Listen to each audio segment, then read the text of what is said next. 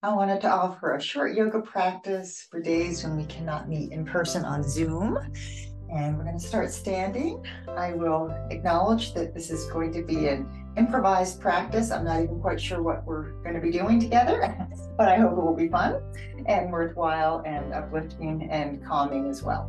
So in our standing position, just taking a little moment to warm up the hands and take a couple deep breaths. Before we do any official movements, let's shake a little bit. So a little shake or a big shake. Shake everything off that you don't need. Just get the blood flowing, get the energy moving. And plant the feet. Breathe in, breathe out. Bringing the palms together at the heart center. Just take a moment. Maybe the eyes are open, but just gazing softly towards the floor. Just to direct the awareness inward, to step back from the busy events of the day, and to just feel that you are arriving in this present moment here and now. As the breath deepens, do a little scan, notice how you're feeling. That process, that practice of self-reflection, self-observation, no judgment, no analysis needed. And then releasing the hands with the palms up, a moment to open to an intention, an affirmation, quality of feeling that we may like to open to. One word, short sentence to ourselves even, in the present tense in a positive voice. And with our intention set, adjust the feet as needed. We'll get into some half sun salutes. Sweet bend down, take the arms low, and then lift up, breathe in. And two more, exhale, inhale. I'm gonna go down one more time, and as I come back up, I'm gonna do a little side stretch. You can sing the little teapot song if you want to. Short and stout with the handle and the spout. Other side, little teapot. And then pulling prana, and we'll do the version where we tilt the hips forward, take the arms out wide, and then palms up as you pull the elbows back. Breathe in, and breathe out. Let's do one more. Breathe in, breathe out, and then just stand nice and tall. Get your full height in here, reaching up to the top of the head. If you're not at the top of the mat, you can come forward. We'll do a little bit of a flow, hands to prayer position. Dropping the arms and lifting as we inhale. Holding as we exhale. I'm going to go into a low lunge. So we often do a few more warm-ups before getting to this position, but this is a slightly shorter practice today. And I'm going to get a good stretch in here, reaching up to the arms. And I have my left foot forward, so I'm going to step that left foot back to downward dog. I'm going to walk the dog a little bit. And then our little kind of well-known combo here, plank to down dog. Now, if you like an upward facing dog, not everyone likes this, but it's the thighs coming towards the floor, not quite touching the mat, the shoulders rolling back. And sorry, the light in my room is a little funny today. If I'm in the shadows, you can see enough of me to know what I'm doing, I think, and I'll be describing it with words as well.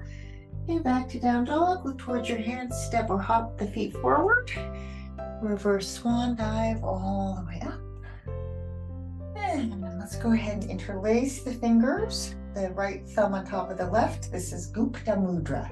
It's a calming gesture. It takes us inward. It helps us to feel a sense of security and well-being, I think. Gupta Mudra. And then releasing the hands, breathe in. And breathe out. We'll be stepping the left foot back. So we're coming to our low lunge to the second side, right on down today. Lifting up, opening up. And to the floor, we'll go to our downward dog. And how about this? Take the feet a little wider, turn the toes in. This is what I call the pigeon toe downward dog. And you wouldn't want to go into plank with the toes turned in. So to get back to plank, take your feet to the traditional position with the toes pointing forward. Plank pose. Down dog. I'm going to offer that upward facing dog again. Some people like it, some people don't. So listen to your body. Go. And then all the way back to down dog. Look towards your hands. Step or hop the feet forward. Reverse. our swan dive with care. We'll do Hakini Mudra, which many of you know well, all 10 fingertips together. And they say this is good for memory. So at this moment in time, I can benefit from that, I think. Also a sense of continuity, of wholeness, of integrating what we've done.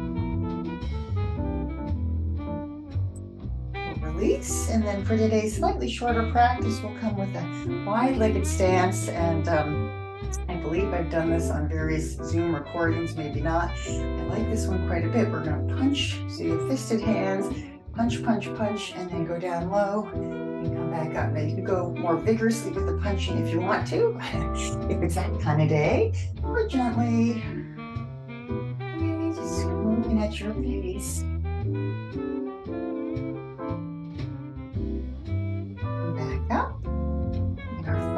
Pointed star. Let's go into a side stretch to be a mirror image. You could go to your right. Now I'm going to go back to something I did a few weeks ago, maybe a couple months ago. Some letters of the alphabet in the side stretch. V, W, T. When I did kids yoga, they came up with L and, no, I'm sorry, O. This is O and this is L. Okay, so I'm going to do those again. V, W, T, O, and L. It takes a little brain power to move the arms while you're side stretching. Let's do those to the second side. Breathe in, breathe out, side stretch. V, W, T, O, L. Okay, again. V, W, T,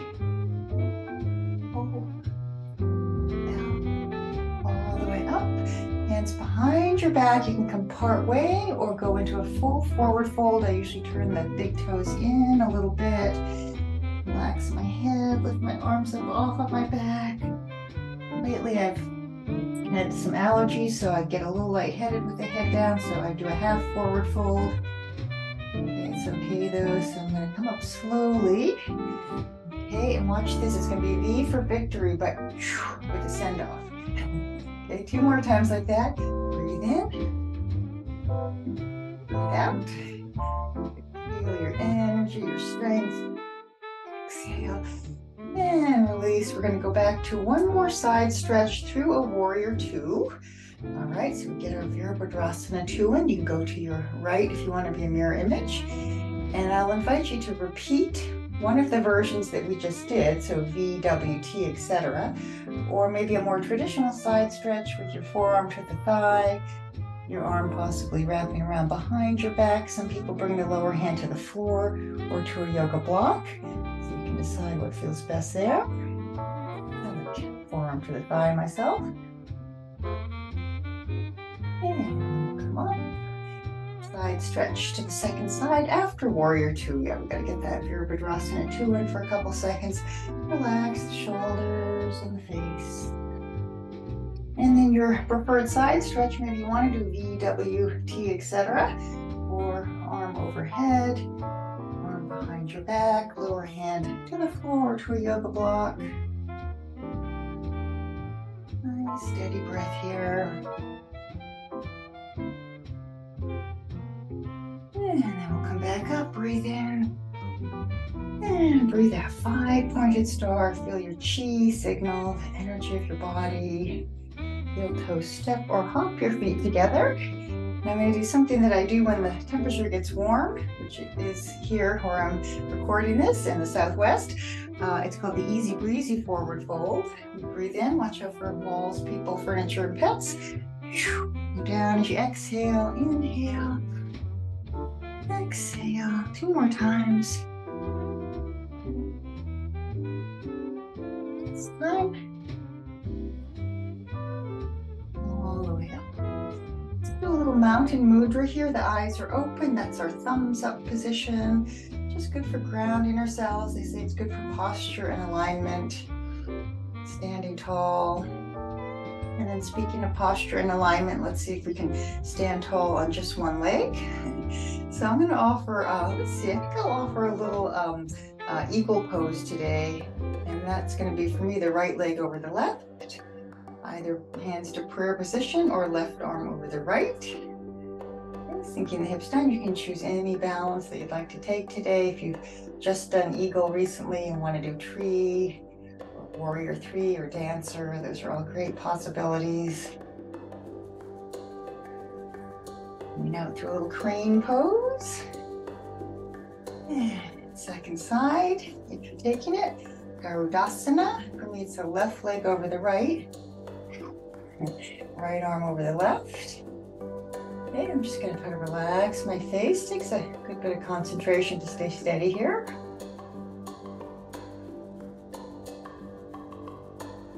And when you're ready to come out, crane pose.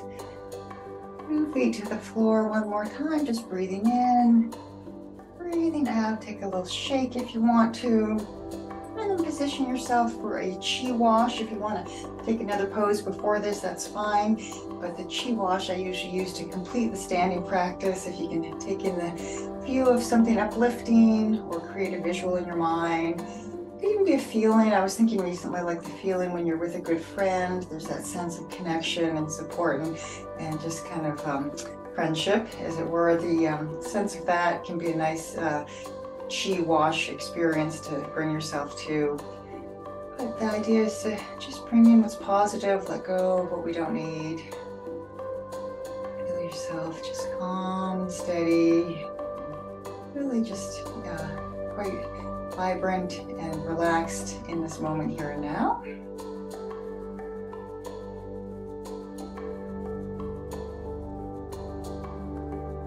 From our chi wash, we'll move a little bit. We're going to come down to seated, so I'll adjust the screen. It's a nice opportunity for a little hydration if you have some water nearby. And then do come down with care. And some days I skip the roly-poly rock and roll if I have a little stiffness in my neck or headache or whatever it may be. I think today I'll go ahead and take it though. So we tuck the body into a little ball, tuck the chin as well. Rock back and up 2, 3, or 4 times. You can say wee if you want to. And then just a brief seated set here as you come up from your roly-poly rock and roll.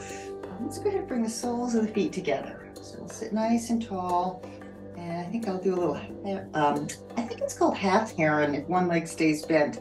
I almost was trying to decide if it's just heron or half heron, but I'm going to go with half heron, holding on to one foot and extending that leg as best you can. So there may be some resistance in the hamstrings or in other areas. If you don't get hold of your big toe, you can hold on to one part of your leg. Lift the chest a little bit, lift the gaze. This is called a yogi toe hold. When we connect one hand to one toe. And we'll take our half heron to the other side. So I'm a little bit compromised in my hamstring on the right side, so I may not get the leg as straight or as high up. I'm feeling okay today, but I have to be careful. So I'm going to extend and then lift the chest, lift the gaze, and breathe. Feel that flow of energy through the arms, through the legs. And then come down and we'll extend the legs. I'm just going to turn in this orientation so you can see what's up here. Adjust the hips a little bit so the pelvis is level. Bring the hands behind your hips and take a little more lift of the chest, turning the toes in and out. And then a side stretch with the legs nice and wide. We're just going to slide one arm down one leg, the other arm overhead. Some of you may touch your fingers to your toes. That's a possibility. Looking up towards the sky. And then up and over to the other side. I'm going to see if I can get hold of my foot with one hand. My other arm is going towards the foot. I'm not quite making that connection, whether to touch fingers to toes there. All the way up and bend the legs again. So I haven't done boat pose yet today. And for fun, we'll do a little flying boat. When I'm doing kids yoga, this is when we say, well, actually we don't hold on to the feet, but we say, happy birthday when it's somebody's birthday.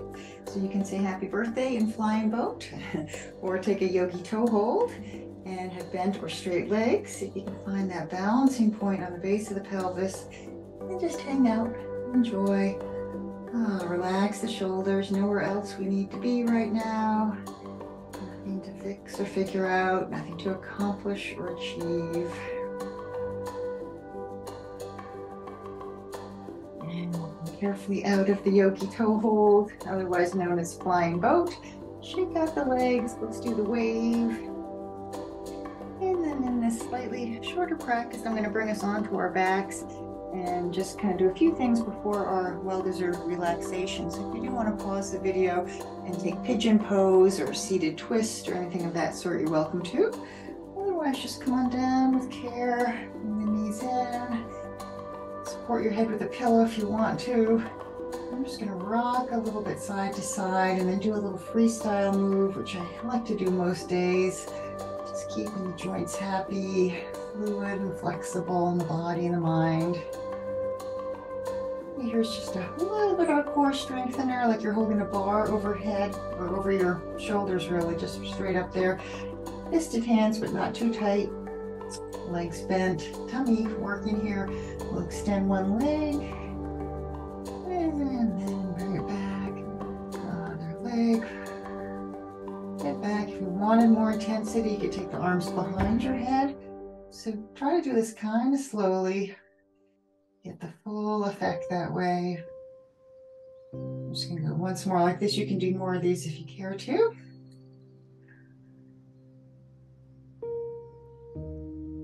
And we'll follow this with happy baby. Now the legs are bent, the feet are flexed. If you don't get hold of the feet, hold on to your thighs or ankles. Rock a little bit. And then just consider what would help to make your practice complete today. You might want to do a nice deep twist or a little windshield wipe of the knees side to side. Soles of the feet together and knees out to the side would be bound angle, which is a nice calming position to finish with. If you want to bring your legs to a lifted position, you can take a little time here or go into a shoulder stand. I'm going to come up to seated, but I'll have you stay on your backs and just take those final moves that help you to feel complete in your practice today.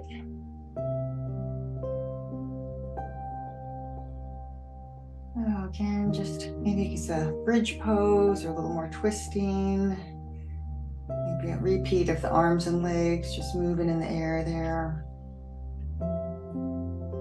And then get yourself comfy, maybe something under your head, over your eyes, just so you're warm and at ease as you bring yourself into stillness.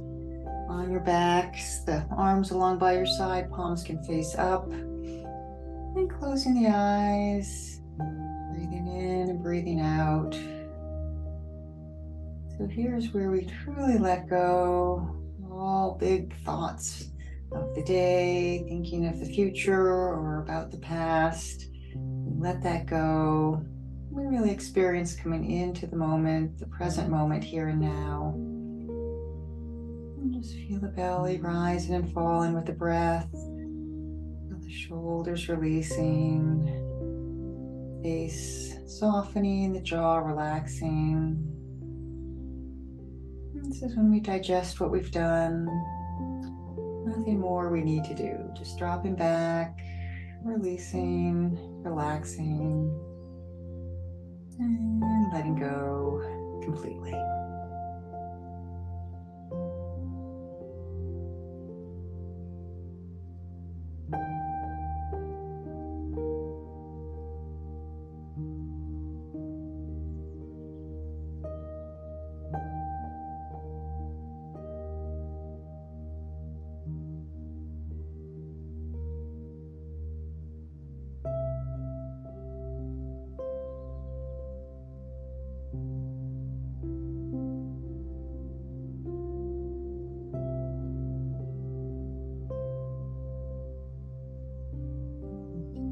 More moments in stillness.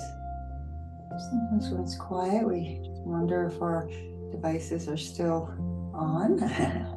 They are. We're just going to enjoy the quietude around us for a little bit longer.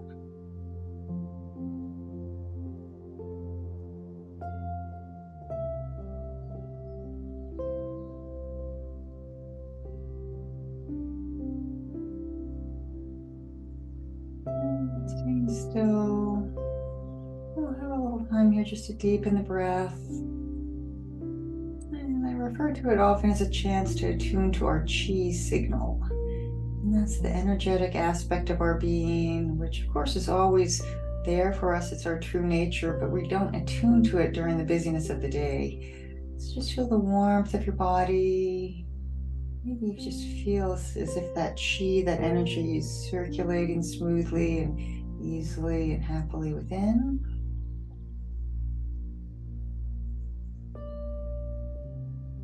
And from here we'll add movement, fingers and toes, hands and feet. Make any stretch you'd like to reawaken. Of course, you can yawn, sigh, make any sounds. Relax the jaw.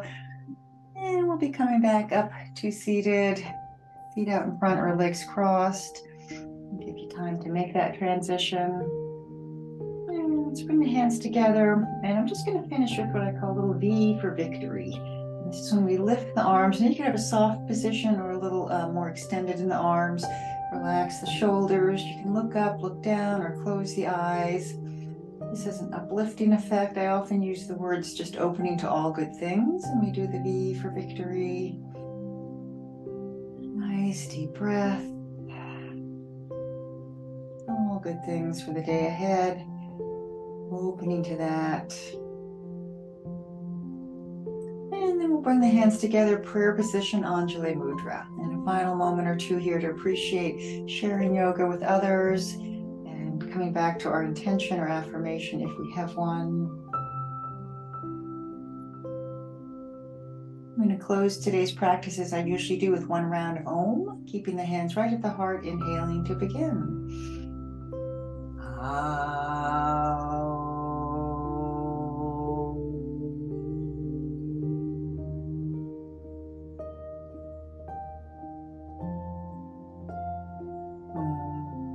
Shanti, Shanti, peace. Shanti is the Sanskrit word for peace, and as messengers of peace, which we all are, let's finish by bowing the head to the heart to acknowledge the light, the energy, the peace within. And then if you care to, lifting the gaze so you can honor the light, energy, and peace with other yogis out there in the world. Thank you all. We're all connected, and I hope you have a great day. I'll see you soon. Namaste.